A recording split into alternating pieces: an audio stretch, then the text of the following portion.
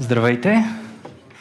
Аз съм Александър Кръстев, създател на Bookmark, първата българска агенция за LinkedIn маркетинг, и съм тук, за да ви разбудя малко след обяда. Надявам се, че сте прекарали страхотни минути в това да говорите с колеги, познати, надявам се и добри приятели.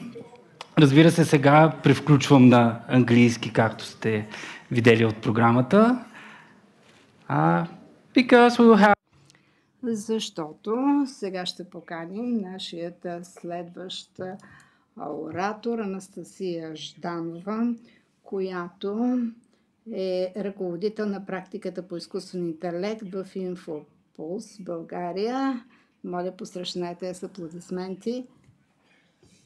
Има опит от почти 5 години в дигиталната трансформация. Заемала е ръководни позиции в редица отрасли в продължение на 1,5 десетилетия. През следващата сесия без усилие няма печалба. Някои от вас, които са фитнес фанатици, знаят за какво става въпрос. Анастасия ще заболи някои някои концепции, фалшиви или неправилни концепции, които са свързани с финансовия сектор. Как сте, Анастасия? Добре съм. Благодаря. Как беше пътуването ви до София? Беше много приятно. Много съм развълнувана да участвам в тази конференция и дори да бъда оратор тук. В България живеех в продължение на 3 месеца преди няколко години, така че това събитие е много вълнуващо за мен. Добре дошла на DigiPay 2024.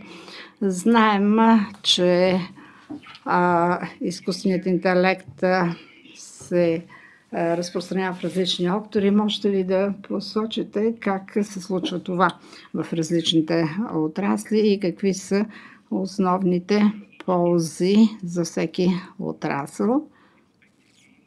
Какво очаква всеки отрасъл да извлече от изкуствения интелект и технологиите в това отношение? Благодаря за въпросите.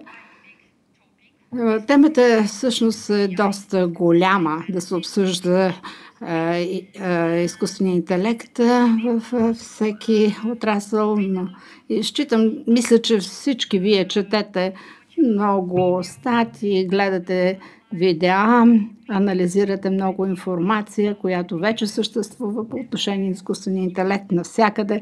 Дори на тази конференция аз седях на последния ред и се опитах да следя на български език, но през цялото време чувах за изкуствен интелект, макар че не разбирам български. Какво можем да кажем за различните отрасли? Преди 2 години всъщност имаше бум на изкуствения интелект. Мисля, че всички ние разбираме, че и ще бъде в нашият живот, в всеки отрасъл, във всяка наша дейност. Същевременно обаче има някои проблеми, когато си мислим, че изкуственият интелект може да замести хората. В Харвардската школа казват, изкуственият интелект няма да замести хората, но хората, които използват изкуствен интелект, ще ви изместят, ако вие не го използвате. Сега всеки отрасъл се бори за клиенти. Имаме клиенти в банковото дело, в здравеопазването, в промишлеността. И ние живеем в тази реалност. Поради тази причина всички отрасли се стремят да удовлетворят своите клиенти с различни аспекти на дигитализацията, удовлетворността, да подобрят услугите си. Поради тази причина считам, че е общо срещан факт да се използва изкуствен интелект в комуникациите, в финансите, в земеделието и така нататък. Как вие помагате на фирмите да го направят? да постигнат това. По време на моята презентация ще обясня, че нашата фирма е доста голяма. Радвам се, че съм част от нея. Работим с различни отрасли и фирми. Сега се съсредоточаваме главно върху финансовия сектор и поради това съм тук. Също така селското стопанство, здравеопазването и ние действително се занимаваме с него. Сега мога да продължа, нали? Да, заповядайте. Днес, по време на кратката ми презентация, предлагам следния план. Ако нямате нищо против, разбира се, най-напред ще обясня накратко кои сме ние. Вече започнах. На следващо място ще ви дам някои аспекти на значението на стратегията за изкуствен интелект и как тя може да помогне на вашия бизнес. На следващо място нека да поговорим за областите, в които изкуственият интелект и сферата на роботизираните автоматизирани процеси могат да бъдат полезни. И накрая ще споделя някои примери от преди няколко месеца. И така, кои сме ние? Както споменах, Infopulse е украинска фирма, много се гордея. С това ние имаме 30 годишна история. Ние сме част от една по-голяма фирма, TietoEVRY, която е финландска. Тя е с нордическо наследство, с 10 000 специалисти от 23 страни. Най-важното за вас е, че имаме много голям център за доставки в България и с удоволствие ще ви доставим изкуствен интелект и то не само на проектна база.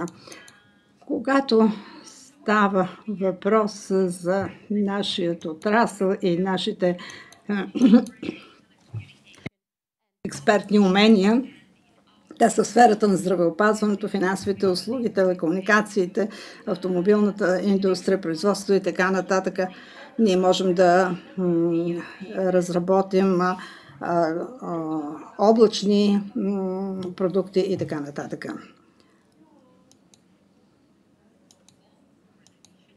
Цялата презентация, аз всъщност непрекъснато правя презентации, но обикновено всяка презентация започва с някакъв цитат. Намерих този в Twitter. Знаете ли кой е най-големият проблем с стимулирането на изкуствения интелект за всичко? Това е неправилната ориентация, защото всички ние искаме изкуственият интелект да се справи с нашето пране и с мръсните чини, за да можем ние да се занимаваме с изкуство и писане, а не обратно. Изкуственият интелект да се занимава с изкуство и с писане, докато аз се занимавам с измиването на чини и прането. Ще говоря за значението на стратегията, свързана с изкуствения интелект. В момента изкуственият интелект е много популярен. За да имаме правилната стратегия, много е важно да се обърнем към историята. Когато през 2022 година започнахме да говорим за изкуствен интелект и въвеждането му в нашите дейности, най-напред всички си казваха, нека да възприемем изкуствения интелект, къде и как не беше толкова важно. След това се случиха някои неприятни неща. Трябваше да решим в кои отдели, в кой случай да прилагаме изкуствен интелект, колко ни струва това, какво ще получим в резултат. Така че възникнаха много въпроси в съзнанието ни и ние до голяма степен се обезсърчихме, може би във връзка с бъдещите провали и да видим дали следващият менеджер ще дойде и ще повдигне тази тема, а пък аз ще изчакам до тогава. Така че, за да избегнем разговорите за това. Разработи си стратегия, формулирайте цели и така нататък. Искам да ви разкажа каква е какво е нашият експертен опит.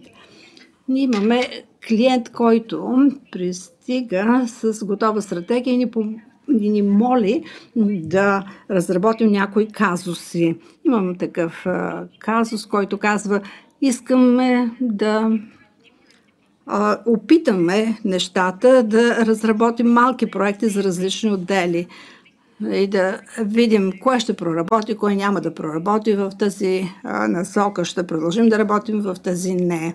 От гледна точка на разходите обаче това е малко по-различно, защото трябва да вложите пари и време в тези проекти. Същевременно имаме и клиент, който идва и ни казва: помогнете ни със стратегията. Ние разбираме, че искаме да прилагаме някоя роботизирана автоматизация на процесите.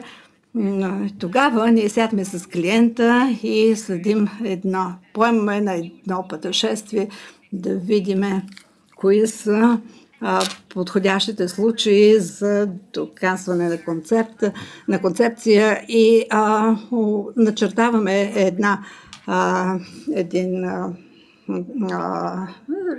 задачи за 3 до 5 години. Когато говорим за стратегията, кое е важно да се каже само с няколко думи, може да си говорим по време на цял семинар за това. Можете да го обсъждате във вашите колеги, но като цяло важно е да имате цел и вашата цел да бъде прозрачна. Тя трябва да бъде открита, не да касае само управленския екип. Тя трябва да бъде споделена дори с всички служители. Например, каква би могла да бъде тази цел? Да поговорим за финансите. Бихте искали да подобрите удовлетвореността на клиентите. Искате да автоматизирате някои рутинни дейности в вашия счетоводен отдел или оперативния отдел. Или пък искате да речеме да намалите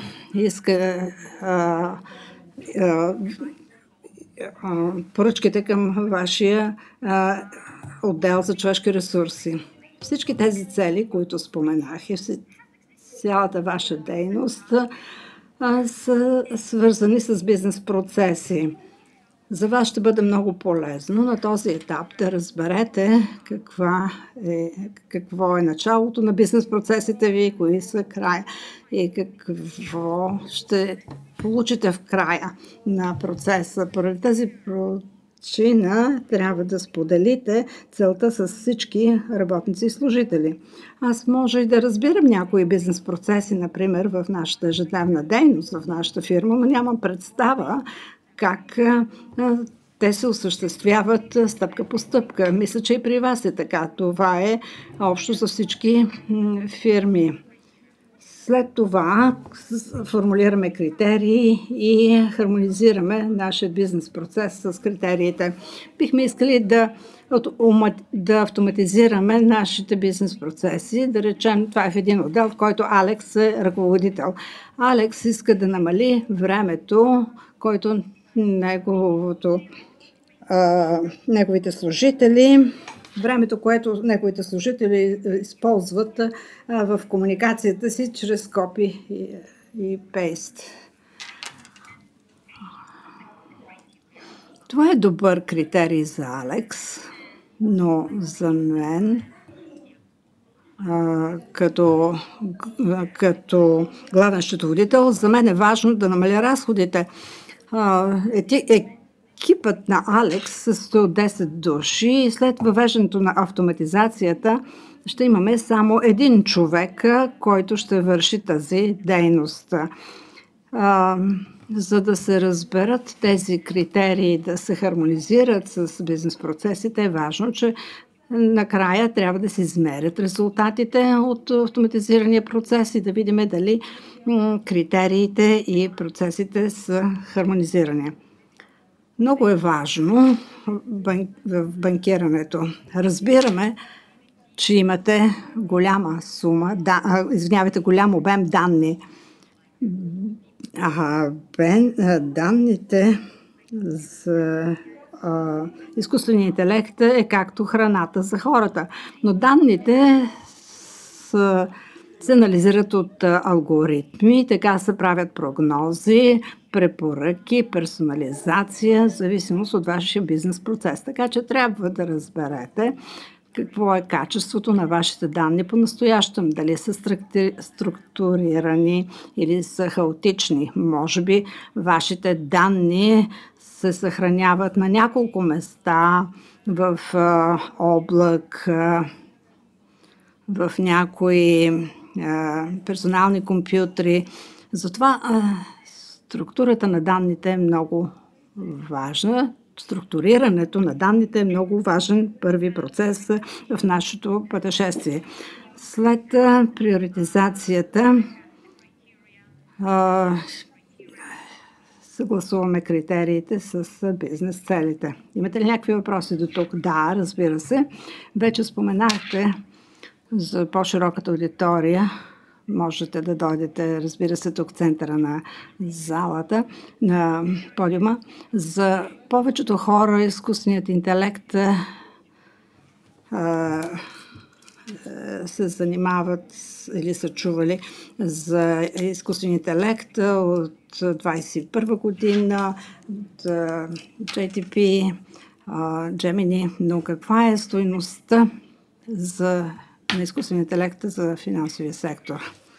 Добър въпрос. Ето имам нещо, което ще ми помогне. AI, изкуствен интелект не е само за чат GTP. Той е свързан с много големи неща, които могат да се осъществят.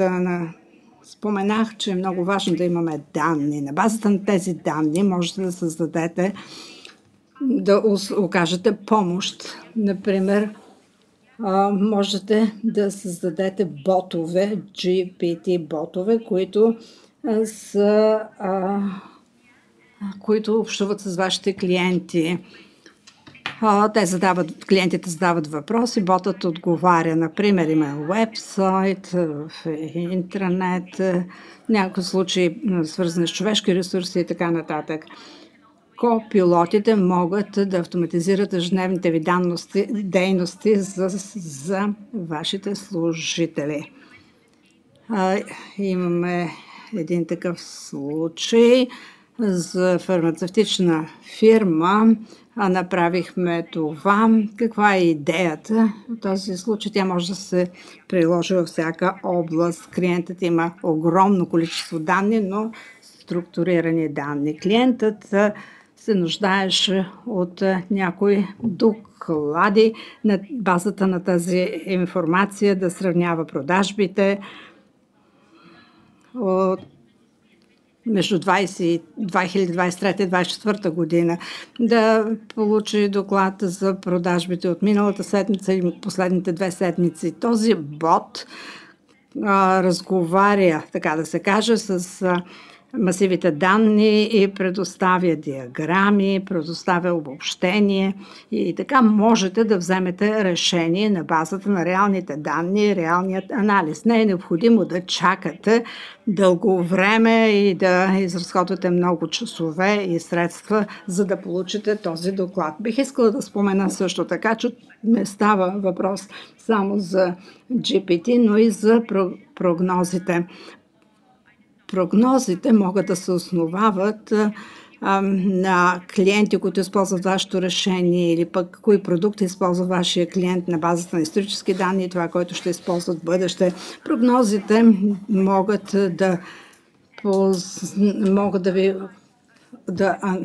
могат да се използват за анализ на данните и да се намерят някои общи аспекти в транзакциите, да ви информира в реално време. Също така става въпрос за анализ на поведението на клиентите, също така анализ на настроенията, нагласите, което е важно за бъдещето. Също така изкуственият интелект спомага за автоматизирането на някои рутинни дейности, основани на правила. Като се имат предвид бързото развитие и развитието на изкуствения интелект, смятате ли, че фирмите в финансовия сектор, в банковото дело, по-специално са готови да се възползват от предимствата, които им предоставя изкуствения интелект въз основа на всички тези случаи, които споменахте?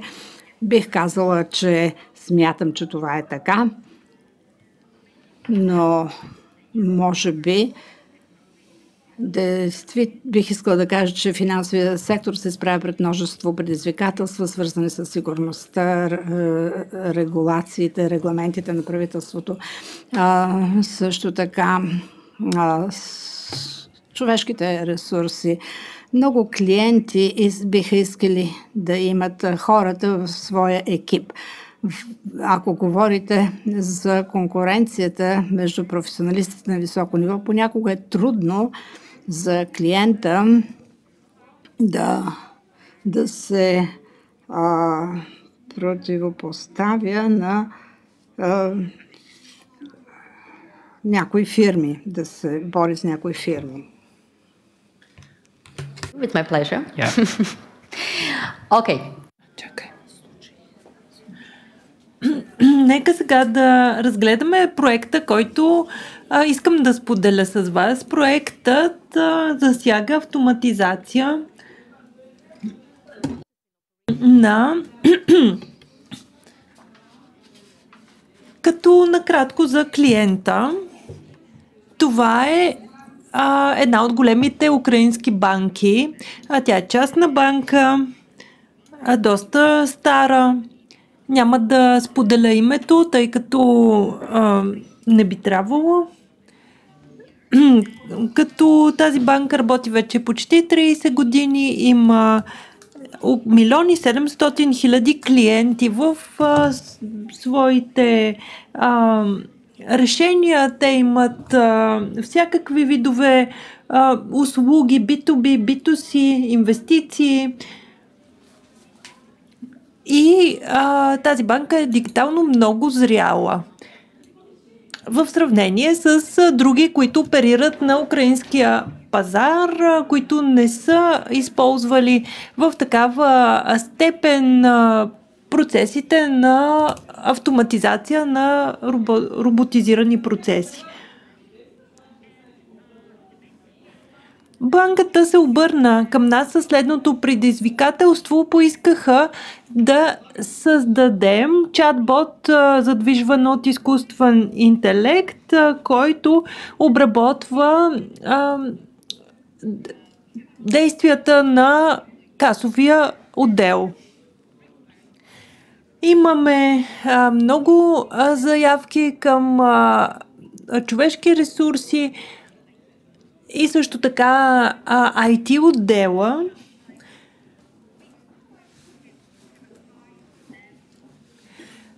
Има доста голямо текучество на служители. Това споделиха с нас. С този проблем трябваше да се справят. Като сложността на банковите регулации и документацията е прекалено голяма, за да могат да се справят с всичко това.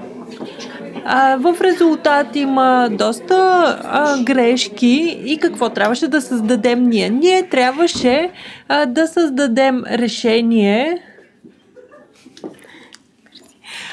което да осигури на касовите служители съответната гъвкавост и решения, като на този слайд имате повече информация за бота, който създадохме ние, с функционалностите му. Те са въз основа на Microsoft. И включихме функционалност за извличане на аргументи, на базата на която се създава документация. Също така ние позволяваме и поддържаме изображения в този бот, т.е. могат да бъдат качвани PDF документи, които да се използват в отговорите на чатбота. За клиента беше важно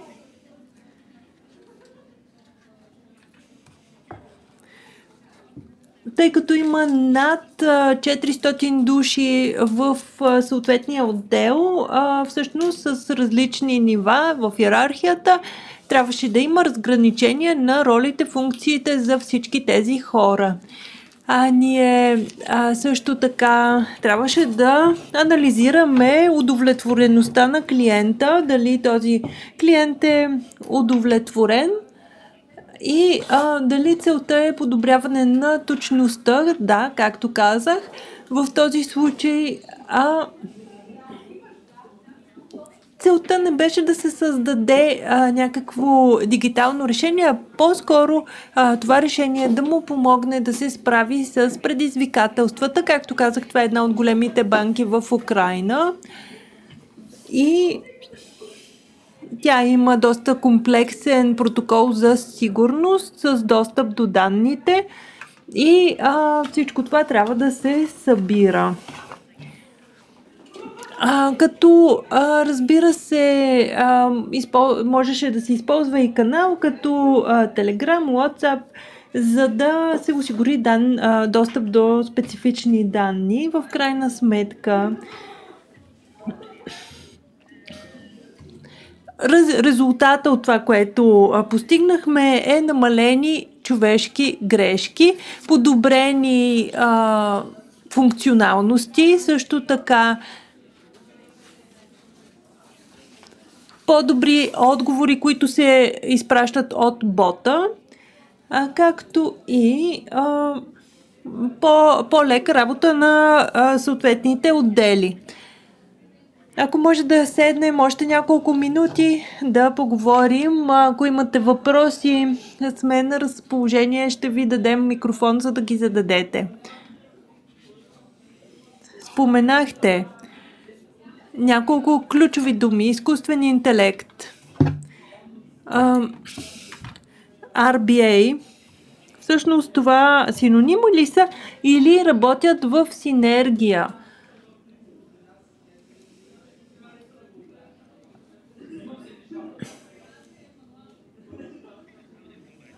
Как комбинирате тези функции? Ако говорим за изкуствен интелект и RBA, това са роднини, принадлежат към едно семейство. Защото при автоматизацията, роботизираната автоматизация се роботизират повторяеми действия, там не са необходими хора, те не трябва да мислят, просто се извършват базовите действия и работа. По отношение на изкуствения интелект, тук говорим за технологии и мислене, анализиране, анализ. Мога да дам пример. Издаване на фактури. Това е доста разпространен процес. Ако говорим за издаване на фактури, можете да си представите, например, да получавате 100 фактури на ден на имейла от вашите доставчици. В роботизирания процес може всички тези фактури да бъдат обработени и изпратени където трябва, докато всъщност при изкуствения интелект се анализира съдържанието, какво трябва да се извлече от него. Кои са основните предизвикателства, пред които се изправихте, когато реализирахте проекта за клиента? Всъщност основният проблем е данните. Например, трябва да свърша определена задача. Искам да автоматизирам процесите в отдел човешки ресурси и така, че да се изпраща автоматичен имейл от отдел човешки ресурси. като основната задача тук е да намеря къде съществува този имейл. Той съществува някъде на компютъра на нашия директор, човешки ресурси. Трябва да се... т.е. данните са основното нещо, което липсва. Тези предизвикателства варират ли в различните индустрии или има конкретни предизвикателства, с които се сблъсквате тук в Югоизточна Европа? Всички индустрии имат споделени предизвикателства, но има и конкретни. Например, регулярност, облачни услуги, доста банки в Източна Европа не работят с облачни решения. Това са предизвикателства, пред които трябва да се изправим и да се справим с тях, но те не трябва да ни спират в нашия напредък, но дигитализацията наистина е проблем. Тя трябва да бъде малко по-бърз процес. Имаме време за още един въпрос. Моля, ако можем да дадем микрофон на дамата.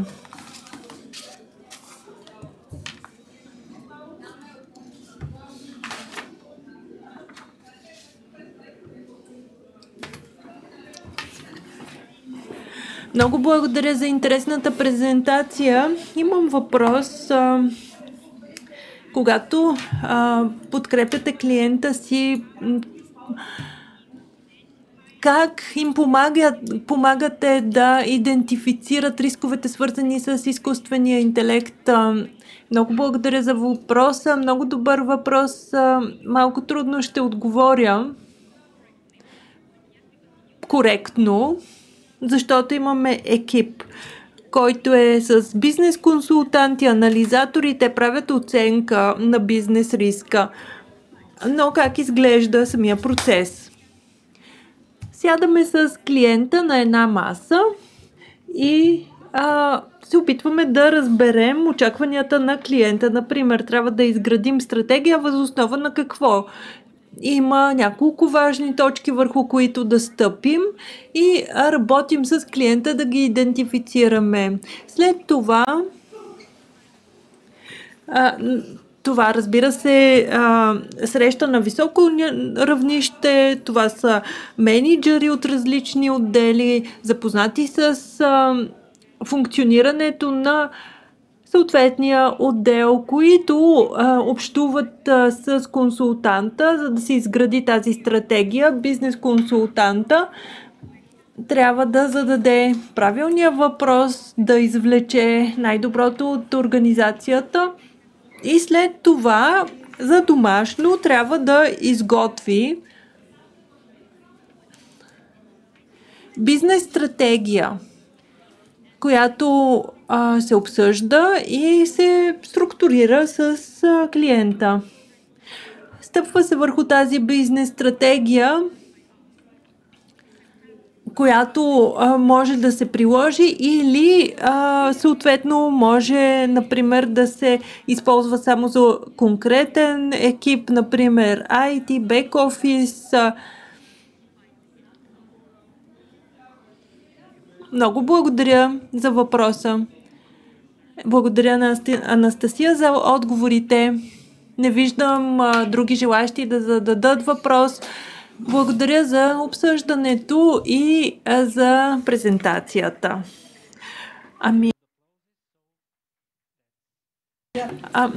И сега приветстваме на сцената следващите участници.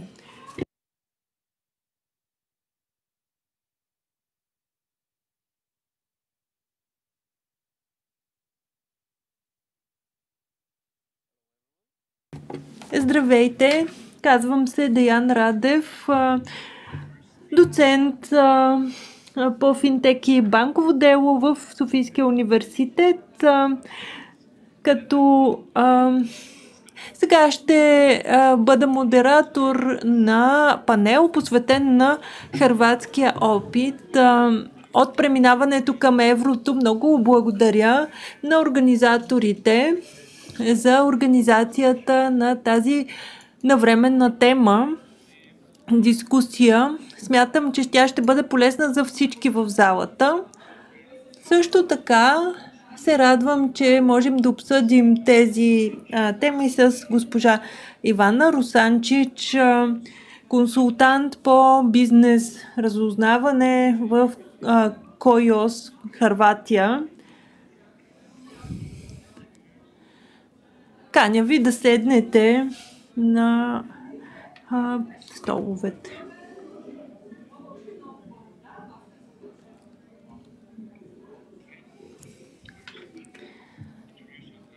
Моля да представите вашата компания и каква е вашата роля в преминаването към еврото.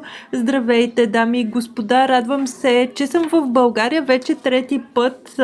Вашата страна е изключително красива и за мен е удоволствие да идвам тук, да се срещам с всички тези приятни хора. КОЙОС е компания с 100 души служители. Има опит в консултантските услуги към банките. Работим и с други сектори, но банковото дело е наш приоритет. Ние работим в различни сфери на банковото дело, например риск, кредитиране, корпоративно банкиране, т.е. всички части от банковия сектор. Работим с съхранение на данни, разработване на клиентски приложения. Имаме интерес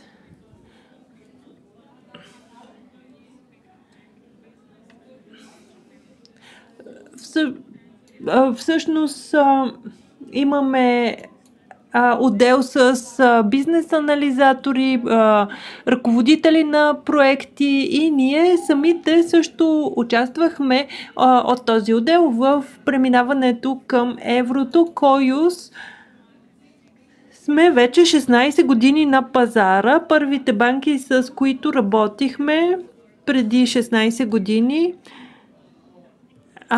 продължават да бъдат наши клиенти толкова години по-късно. Каква беше вашата роля по-конкретно?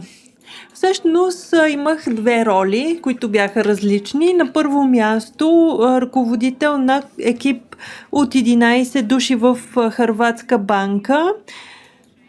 Трябваше да осъществим всички промени, свързани с съхранението на данни, включително вътрешни данни, като направихме сценариите и трябваше да изготвим всички таблици, функции, задачи, където се споменава нашата валута и да осъществим замяната.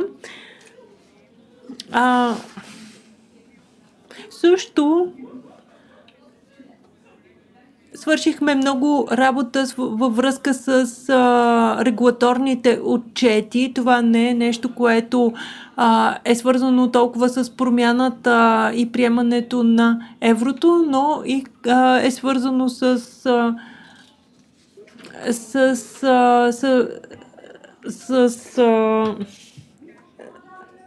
докладите за касова наличност, включително за наличност на евробанкноти, кои суми трябва да бъдат преизчислени, по отношение на касовите доклади. Трябваше да изготвяме доклади за двете валути цяла година преди преминаването към еврозоната. Като работих година и 4 месеца с втора банка, тази банка не отдели чак толкова време за отчитане на касовите наличности и съответно беше установено от Хърватската централна банка, че докладите не отговарят на изискванията. Данните от съответните доклади бяха от преди 15-20 години, т.е. В случая качеството на данните беше много ниско и въпреки това трябва да помогнем на банката да премине към еврото. Тоест, когато говорим за преминаване към еврото, не говорим само за валутен курс или нещо такова.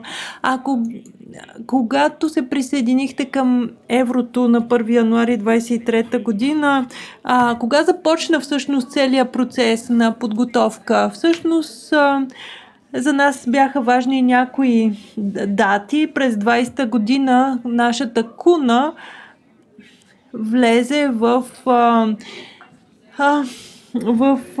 ERM2.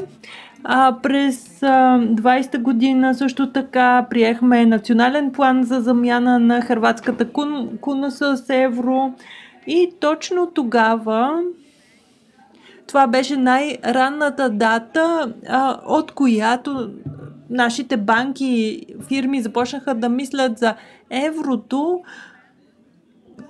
Колкото по-рано започва подготовката, толкова по-ефективна е тя и зависи от броя на хората, които са ангажирани в проекта. Тези, които започнаха през 20-та година, успяха да уредят своя процес и да минат през този процес по по-гладък начин през 22-та година. През 22-та година март 22 година беше приет закона за замяна на куната с евро в парламентарна зала и през юни същата година се фиксира обменния курс, който беше към 12 юли 22 година. Септември 22 година бяха въведени и изискванията за двойни цени, т.е. за обявяване на цените в куни и в евро.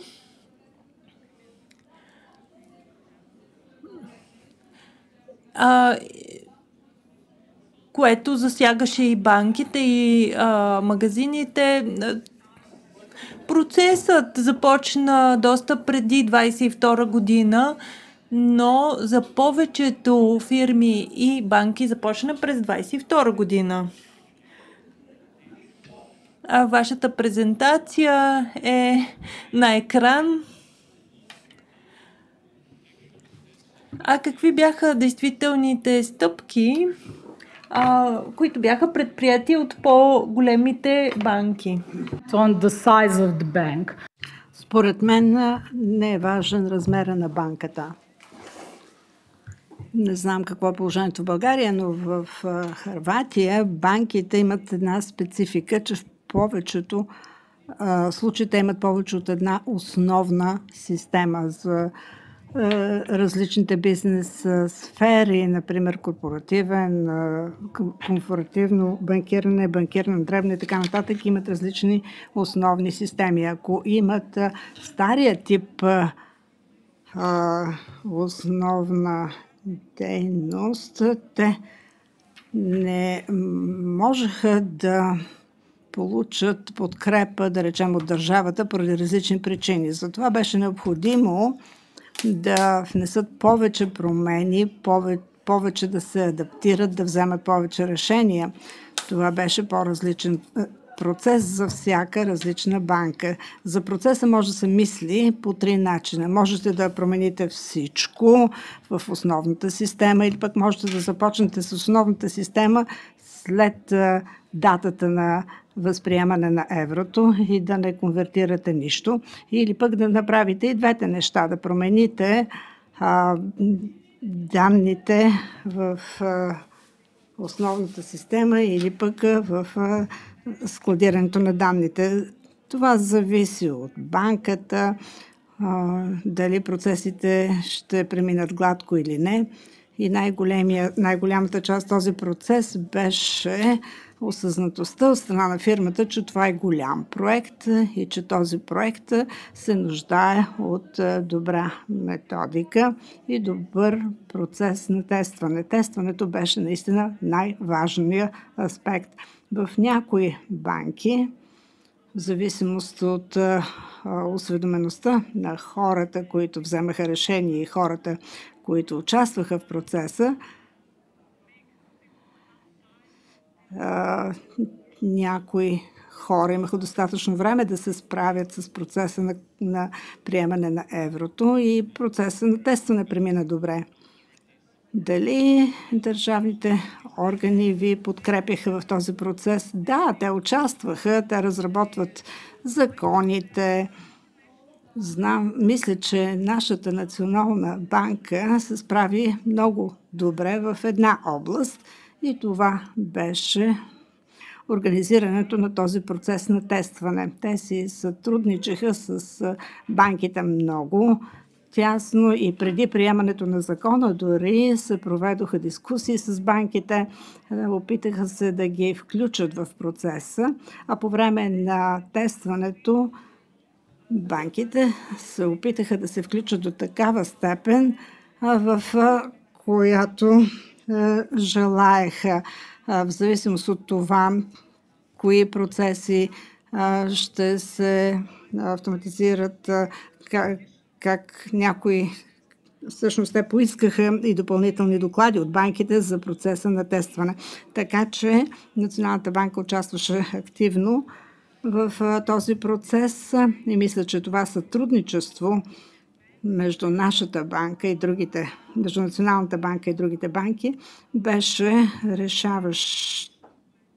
решаващ фактор, за да може процесът да премине до голяма степен гладко. Коя беше най-трудната част според вас от всичко, което споменахте?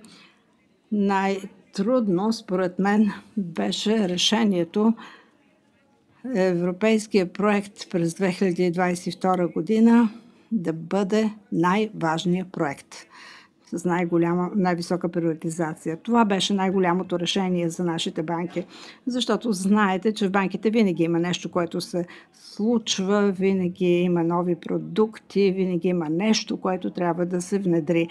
Но за този проект с еврото нещата бяха много специфични, защото това засягаше всички области, повечето от нашите системи и складирането на данни навсякъде. За това се опитахме да реализираме някои проекти, които не бяха особено успешни. Така че за повечето банки най-важното беше всичко друго да остане на заден план. Има една история. Влязох в една банка, в която работих почти година и половина. При първия ни контакт с тях, те ни казаха: на нас не са ни необходими допълнителни хора, всичко е наред, ние ще го направим сами.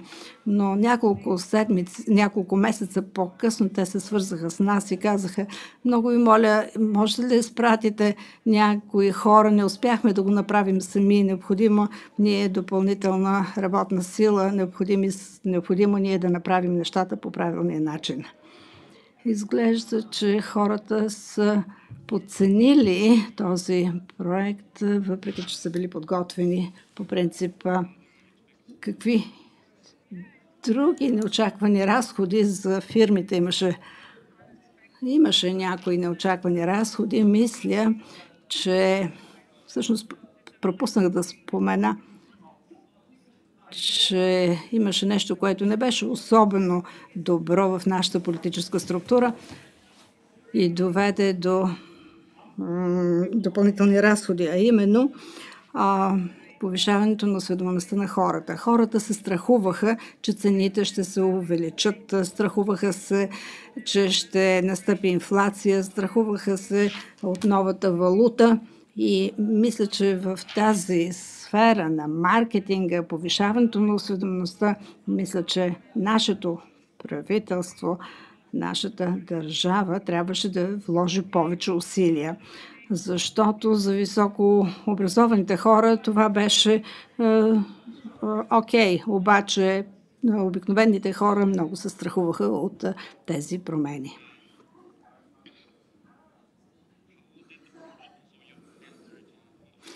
И така на 1 януари 23 година приехте еврото, но това беше планиран процес. Колко дълго продължи той?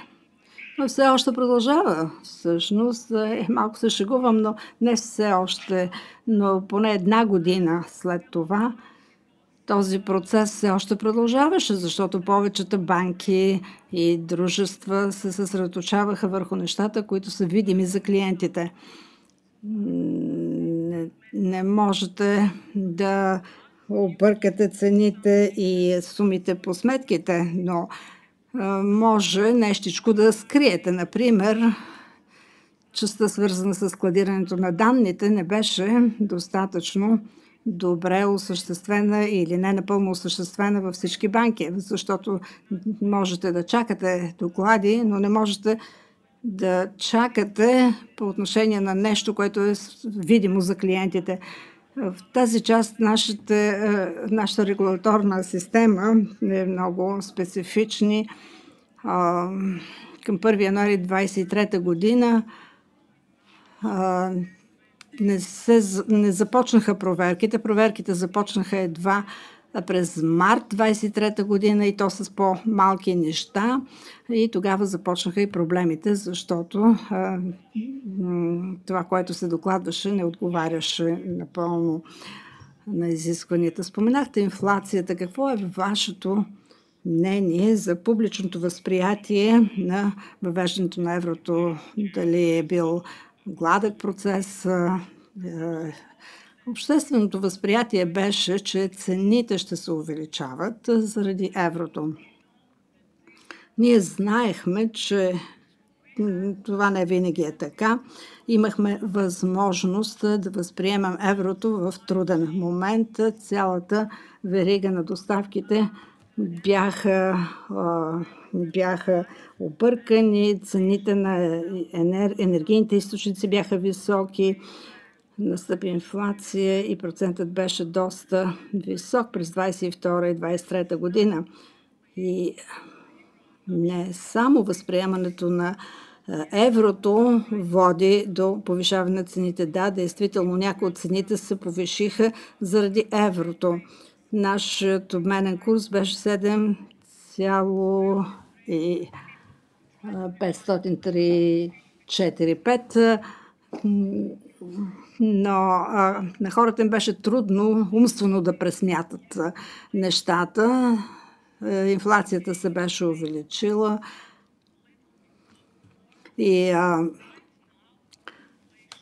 обменният курс на еврото се увеличи, но сега инфлацията е 3%. Това е правилният процент, който се изисква от Европейския съюз. Така че считам, че възприемането на еврото ни донесе много добри неща.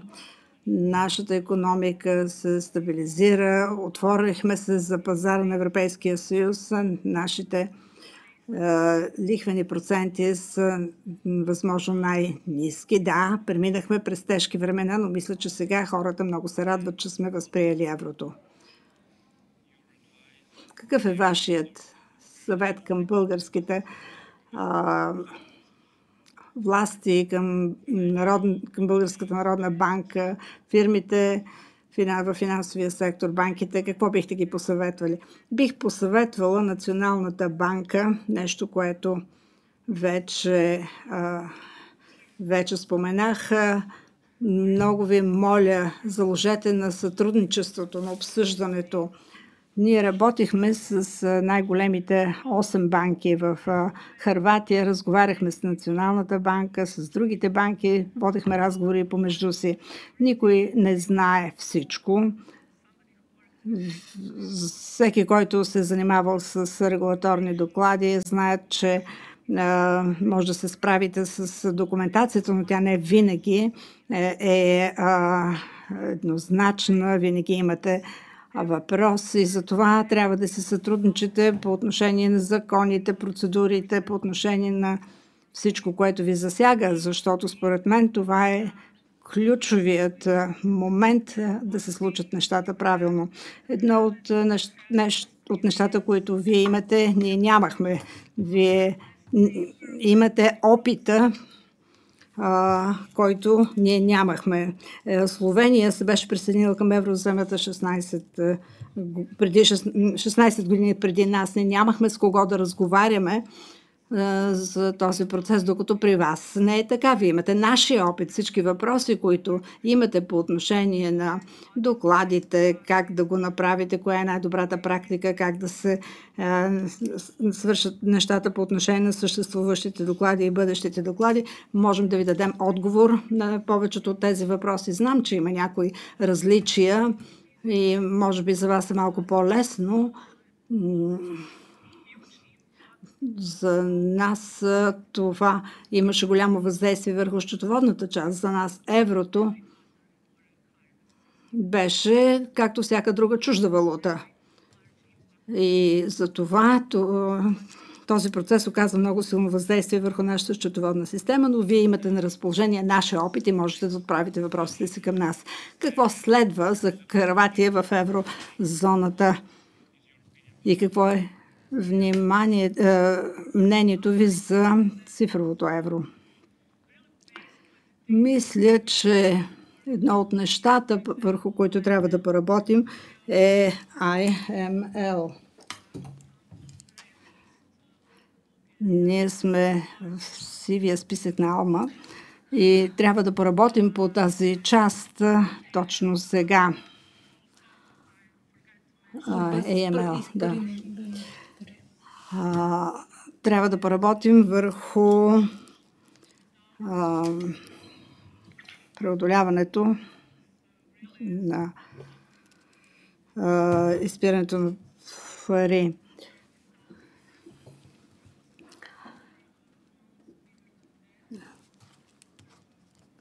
Трябва също така да искаме информация за произхода на средствата над определена сума, над 13 000 евро, например. Това е един начин, чрез който нашето правителство се опитва да управлява този аспект. Тази сума дори се намалява вече до 10 000 евро да се иска доказателство или информация за произхода на средствата. Също така ни е необходимо икономически растеж, необходимо ни още повече да се отворим към Европейския съюз, необходимо ни да се сътрудничим още повече с страните, които са наши съседки. Трябва да повишим и осведомеността за това, че да, много е неприятно да ви удържат данъци и да има множество правила и регламенти, но ако искате да живеете в една организирана страна, то трябва да го приемете. По отношение на цифровото евро, има много документи в този аспект. За мен не става въпрос за решение дали да има цифрово евро или не. Всъщност Европейския съюз има нужда от цифрова валута. Дали това ще бъде някаква смесица или нещо отделно. Важното е да има растеж в Европейския съюз. За този растеж е необходимо нещо такова. Има много въпроси. Това е нов вид парични средства. Има въпроси свързани с продажбите на едро, на дребно. Има доста неща, но мисля, че тази дискусия би могла да доведе до обединяването на цяла Европа и нейното засилване. Не става въпрос за това дали, а кога ще стане това. Много благодаря за хубавите цитати. Ако искате да научите нещо повече за цифровото евро, можете да дойдете на моите лекции в Софийския университет, в нашия факултет по икономика. Така че много ви благодаря за тази разширена информация, за съветите, които ни дадохте по отношение на нашия път към еврото. Нека сега да дам думата за въпроси. Не знам с колко време разполагаме. Мисля, че имаме време за няколко въпроса. Май сме отговорили на всички, на всички въпроси. Добре, в такъв случай много ви благодаря. Бих искал да ви поздравя за вашата смелост, защото това трябваше да бъде дискусионен панел, трябваше да има повече хора, но вие се съгласихте да го направите сама. Знам, че представителите на българските национални власти и БНБ бяха поканени да участват в обсъждането на нашия напредък към еврото. Всички знаете каква е политическата ситуация в страната. Те отказаха да коментират този въпрос, така че много ви благодаря. Мисля, че за всички беше полезно и се надяваме отново да ви видим. За мен беше удоволствие. Много ви благодаря.